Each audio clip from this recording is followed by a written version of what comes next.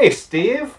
Thanks for joining us today for this event. It's great to have you here, and we're really excited here at this event to talk a little bit about what you're doing. But first, before we really get into that, I'd like to know, what started your journey with this, and then also a little bit about where we're at and what we're seeing around us right now.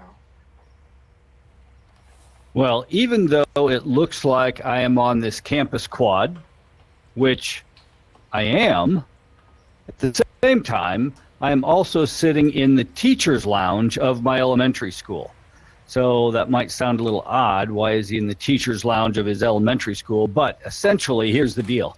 A few years back, they put my elementary school up for sale. And so we purchased it. And now we are building the campus of the future from my personal campus of the past. And so that was a sort of a big step for us to take, but also an opportunity to begin looking at education in a different way. So in my former life, I was in the state legislature and I was chair of the education committee, and I wanted to make a difference in education. And we passed the world's first technology, the state's first technology bill. It hooked schools up to the internet and a few other things, but I wanted to take it a step further. And so what you see around you is that next step, going into Web 3.0, heading into the education metaverse. And I think we're going to talk a little more about that. Yeah, that's amazing. As I look around here, I see this campus has some interactive elements to it, and this is really just the introduction, the entry space if you're a school, right? Yeah, that's right. This is what we say you might spawn into this location. Mm-hmm. If a replica digital twin campus was built for you, you would spawn into your own quad or commons on your campus. But in this case, this is our quad, and so students can come here and they can play. And in this case, they can even throw around. Oh, awesome! And then we can the beach ball. Yeah, and then we can interact with those and play with any of those things. And well, let's go see how this is changing education. Let's go take a look at some of your favorite environments that you have created yourself. Yeah. All right. So we have built over 50 different learning spaces, and these are spaces that VetX has access to. And so I'm going to take you just to a couple of my favorites. These are a lot of fun. So let's start way back in time and head to Solomon's Temple. Welcome to Solomon's Temple. So if you are a student of ancient history, or you are a student of Bible history, or you just liked the movie Raiders of the Lost Ark, well, welcome to Solomon's Temple, because inside this temple, behind this gold door back here, that's where they kept the Ark of the Covenant that the Nazis were searching for. And so while we don't have time to do a full tour of the campus, I will take you just into the entrance of Solomon's Temple if you want to come take a quick peek before we go to a new location. Amazing. All right. We're going to teleport to speed up the process a little bit. So there are no archaeological ruins of Solomon's Temple, but there is a fairly detailed design in the book of Kings in the Bible. And so what we did was we created this entranceway to the back room that only the priests were allowed into once a year. And it's a gold room, and of course right here is the Ark of the Covenant. I would recommend not touching it because you don't want your face to melt. So this is sort of a fun location, but you can see that good design can create fantastic locations, and you can learn about these things in different ways. So one of the other fun places that we like to go is the Labyrinth of the Wise King. So let's head there now. Awesome. Welcome to the Labyrinth of the Wise King. Oh, that's cool. So When you look around, each of these spaces, Steve, that you've produced have been produced to display a learning objective or an educational outcome for the schools that you've worked with, right?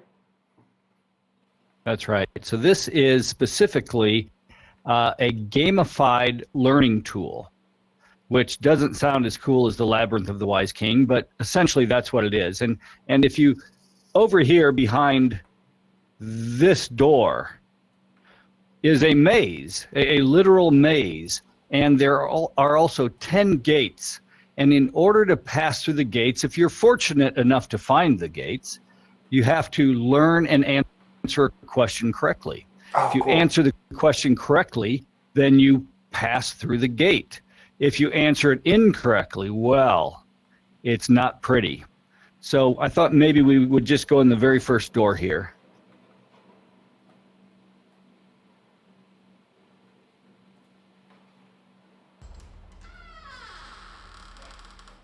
So you can see this spot right here. This is where the learning information goes. Okay. And then this is where the question goes. Or in some cases, we just have a critical thinking test here, a brain teaser. And you have 4 answers, and you answer those correctly. And the 4 answers are correlated to these 4 options right here. And if you get it right, you stand on the right one, the gate opens.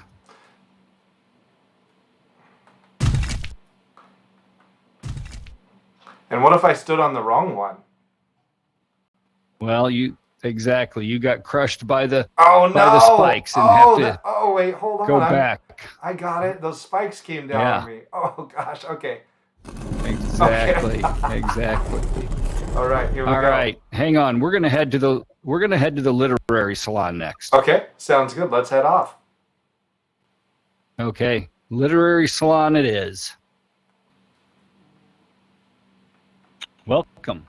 Oh, thank you. Welcome to the literary salon. Amazing. And so you can take your teleport tool, point it toward the chair you want to sit in. There we go. There you All go. right.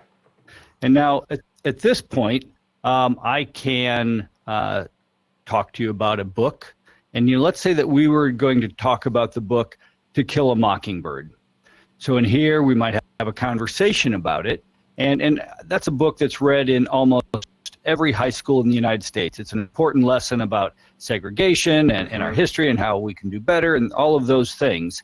But then what we would say is, instead of just talking about the book and having a conversation, what if we actually went to the courtroom from the book To Kill a Mockingbird? Because that's one of the things that we have the ability to do now, is to actually take students to locations. So we're going to do that right now. Hang on.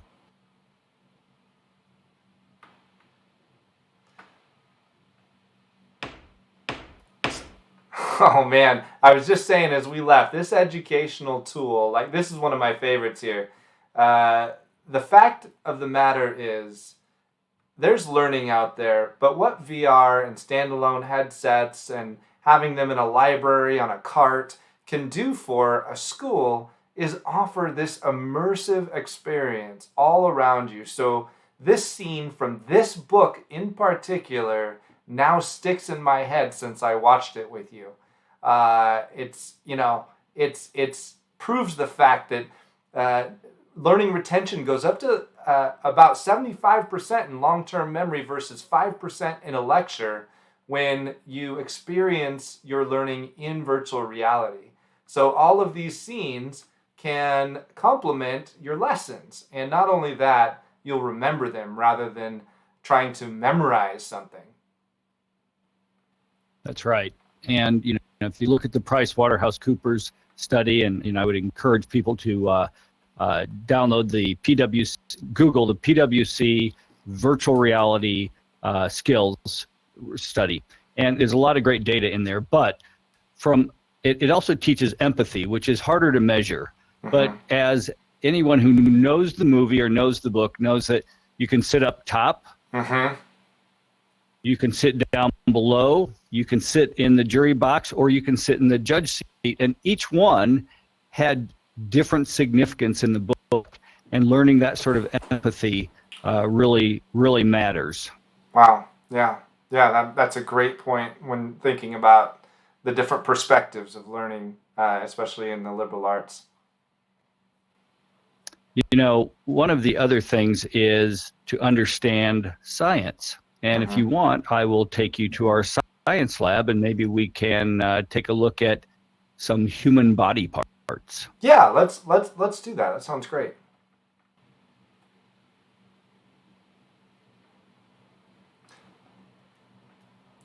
So what I see here is looks like we've got an empty lab. Yeah, so we are in the science lab. Uh-huh. And the wonderful thing about the science lab is you can teach a lot of different things here: anatomy, biology, chemistry, physiology. And the reason you can teach all of those different things is because we offer over 5,000 different learning objects now. Wow. So because of all those objects, you can, for example, you can hold a human heart in your hand. And so I'm going to hand you this heart. Okay. Well, actually, what I'm going to do is I'm going to take this heart and I'm going to expand it. You can see it's an actual human. It looks like an actual human heart. Uh-huh. And now, if I expand it, we can step inside it and learn about the ventricles and cavities. I'm going to make it about 8 to 9 foot tall. So it's really, really big, and big enough so that you can really see well Okay. the ventricles and cavities. So I'm going into the come heart. on in here with me. Oh, wow. Yeah, stand inside a human heart. Yeah. There you go. I hope my arteries. Now you can see if you look. Yeah, if you look up, down, around, you can see the cavities. You can see, and you can really learn how it works in a way that's never before been possible. Yeah. You can gain understanding of its functions. Mm-hmm. Sure. And how many organs do you have now like this? Like this is the heart, and as far as the heart's concerned, and looking inside of it, how many other organs have you guys created? I know there's a great anatomy lab that you just finished up with Fisk. Yeah, we have created pretty much every single human organ and organ system. Mm-hmm. So you can see some of you. Look to your left. Oh wow! I'm going to there we go. Get rid of our heart. There we go. Yeah.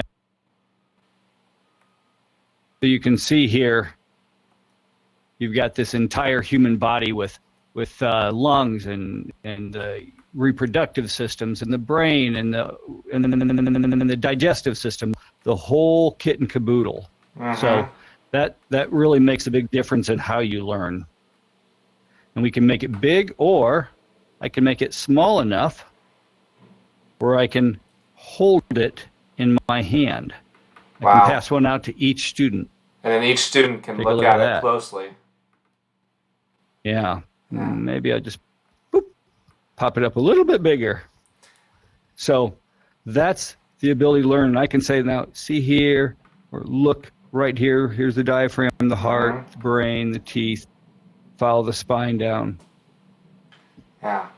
And, virtual reality, this so many teachers and so many educators have seen some pieces of it flashed before, but all of our viewers today are actually in VR watching this, watching us do these things. Yeah. So they really do understand that this is an experience like none other. So I'm going to go ahead and just grab this real quick. And now students can gather around right on the table, and the teacher can teach anatomy, physiology, and can hand each student their particular organ as they learn about it. So there you go. Wow. Here in the audience, I know we have registrants today that are both students and teachers from spaces all around the world that have logged in to watch this today. So let me ask you, if I'm a teacher, tell me, and I want this stuff. I want to be a part of this virtual reality revolution at my school. What's my first step? Well, first of all, I would recommend talking to folks at VetX and just getting your foot in the door so that you have a relationship with someone there. Then I would recommend that you go to YouTube and you can search Victory XR or VetX videos that sort of walk you through the various product lines. And then once you sort of have a sense of what you're looking for, reach out to your VetX representatives, because first of all, they've got a knowledgeable team that's experienced in this sort of educational deployment. Second of all, they're just friendly, enjoyable people to communicate with. So, they're not like the folks. Sometimes you'll hop on a phone call and you'll get some dispassionate, uncaring representative over at the end of the line. You're not going to find that in this case.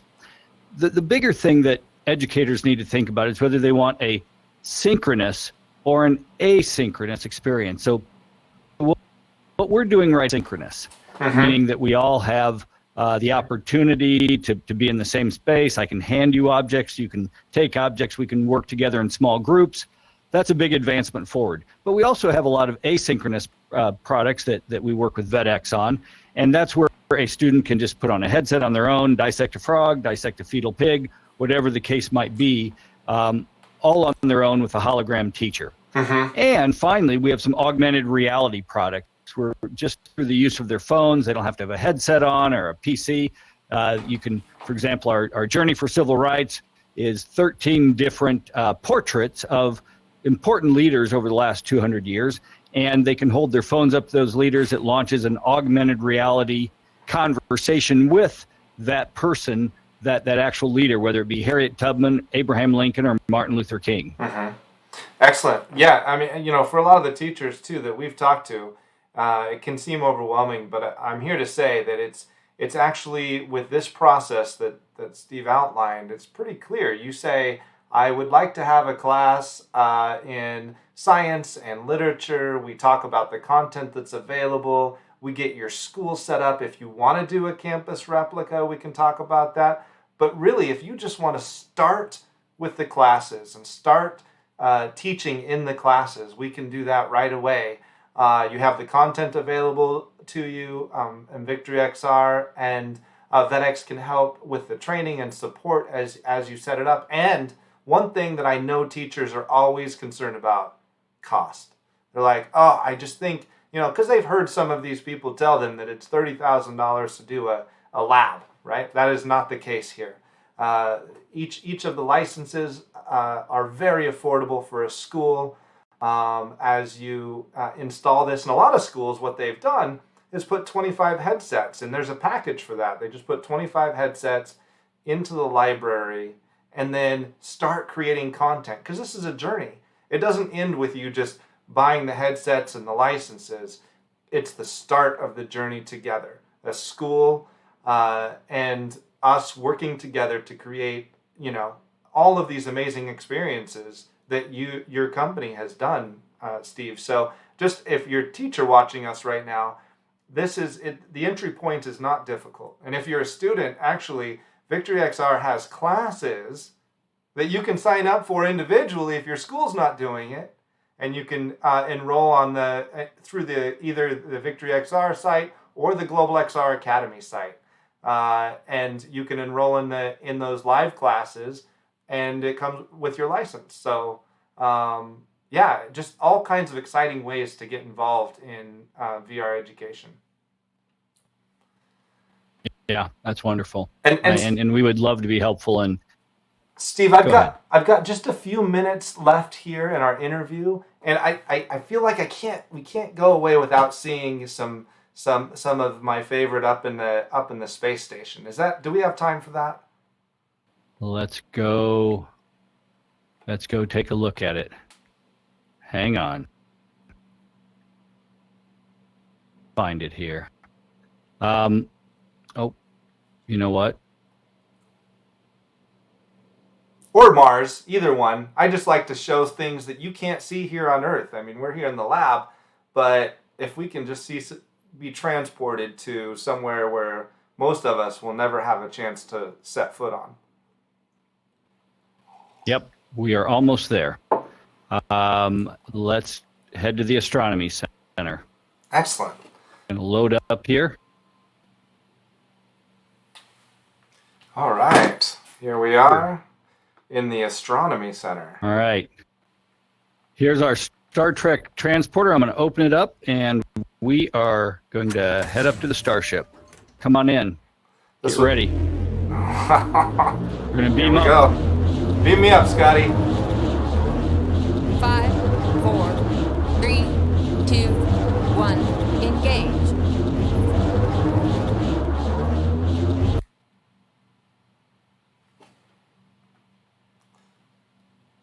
All right.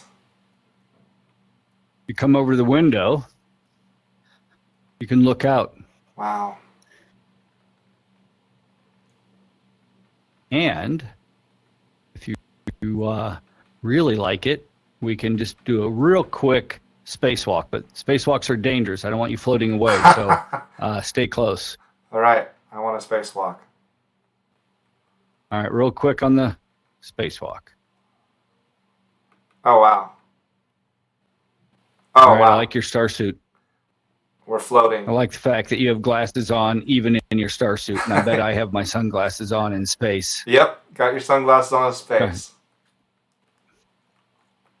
And the great thing is if you're teaching in a space like this, you can very quickly bring in astronomical objects. And those astronomical objects offer up some really incredible ways to teach in space. And it's a lot of fun. So I'm going to go ahead and just bring one up here. And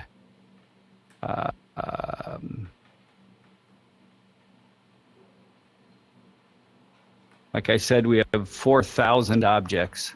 So I'm just going to bring in, all right. Oh, wow. The sun. Yes, the sun. But if you step out of it, you'll see that it's actually not the sun. It is the solar system. Oh, wow, yeah. We just happen to be in the center of the sun. So we're going to step out of the sun, and then you'll see